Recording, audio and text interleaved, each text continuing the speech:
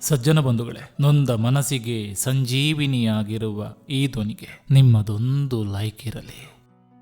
ಮರದ ಕೆಳಗೆ ಹಾಕಿದ ನೀರು ಮರದ ತುದಿಯಲ್ಲಿರುವ ರೆಂಬೆ, ಕೊಂಬೆ, ಎಲೆಗಳಿಗೆಲ್ಲ ಹೇಗೆ ತಲುಪ್ತದೆಯೋ ಹಾಗೆ ಒಳ್ಳೆ ಮನಸ್ಸಿನಿಂದ ಮಾಡಿದ ಎಲ್ಲಾ ಕೆಲಸಗಳು ಭಗವಂತನನ್ನು ತಲುಪ್ತದೆ. ಜೀವನದಲ್ಲಿ ಎಷ್ಟು ಎತ್ತರಕ್ಕೆ ಹೋದರೂ ಒಮ್ಮೆ ತಾಯಿಯ ಮಡಿಲಲ್ಲಿ ಮಲಗಿದ್ರೆ ಬಾಳಿನ ಎಲ್ಲ ನೋವು ಕರಗಿ ಹೋಗ್ತದೆ. ಅಪೇಕ್ಷೆ ಅನ್ನುವುದೇ ಒಂದು ಭಿಕ್ಷೆ. ಕೇಳುವುದಾದ್ರೆ ಭಗವಂತನ ಬಳಿ ಮಾತ್ರ ಕೇಳಿ. ನಮ್ಮ ನೆಮ್ಮದಿಗಾಗಿ ಒಮ್ಮೊಮ್ಮೆ ಕುರುಡನಾಗಿ, ಮೂಕನಾಗಿ ಮತ್ತು ಕಿವುಡನಾಗಿರಬೇಕಾಗುತ್ತೆ. ಬದುಕು ನಮ್ಮದಾದರೂ ಅಂತಿಮ ತೀರ್ಪುಗಳು ಆ ಭಗವಂತನದೇ. ವಿಶ್ವಾಸವಿಲ್ಲದ ಸಂಬಂಧಗಳು ವಿಷಕ್ಕಿಂತ ಅಪಾಯಕಾರಿ.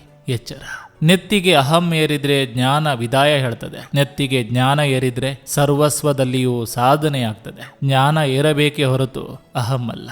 ಪ್ರೀತಿ ಇಲ್ಲದ ಕಡೆ ಆಸೆ ಪಡಬಾರ್ದು. ಬೆಲೆ ಇಲ್ಲದ ಕಡೆ ಮಾತನಾಡಬಾರ್ದು. ದೂರ ಇಟ್ಟವರ ಹತ್ತಿರ ಹೋಗಬಾರ್ದು. ನಿನ್ನ ಕಡೆಗಣಿಸಿದವರನ್ನು ಎದುರು ನೋಡಬಾರ್ದು. ನಮಗೆ ಸಿಗದೆ ಇರುವುದರ ಮೇಲೆ ಆಸೆ ಬೆಳೆಸಿಕೊಳ್ಬಾರ್ದು. ಯಾರೇನೇ ಮಾತಾಡ್ಲಿ ನಾವು ಮಾತ್ರ ಒಳ್ಳೇದೇ ಬಯಸೋಣ.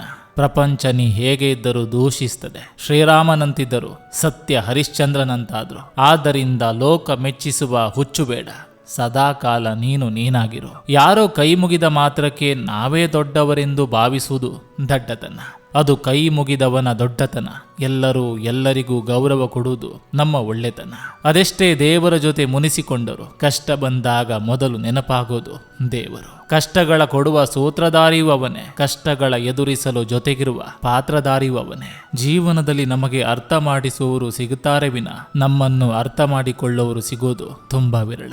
ಸಜ್ಜನ ಬಂಧುಗಳೇ, ಇದು ಇಂದಿನ ಸಂಚಿಕೆ ಅಂತ ಹೇಳ್ತಾ, ಈ ಸಂಚಿಕೆ ನಿಮ್ಗೆ ಇಷ್ಟವಾಗಿದ್ರೆ ದಯವಿಟ್ಟು ಒಂದು ಲೈಕ್ ಮಾಡಿ, ಜೊತೆಗೊಂದು ಕಮೆಂಟ್ ಮಾಡಿ. ಮತ್ತೆ ಮುಂದಿನ ಸಂಚಿಕೆಯೊಂದಿಗೆ ಅತಿ ಶೀಘ್ರದಲ್ಲಿ ನಿಮ್ಮನ್ನ ಭೇಟಿ ಆಗ್ತೇನೆ. ನಿಮ್ಮೆಲ್ಲರ ಮನಸ್ಸು ಪ್ರಶಾಂತವಾಗಿರಲಿ ಅನ್ನೋದು ಈ ವಾಹಿನಿಯ ಉದ್ದೇಶ.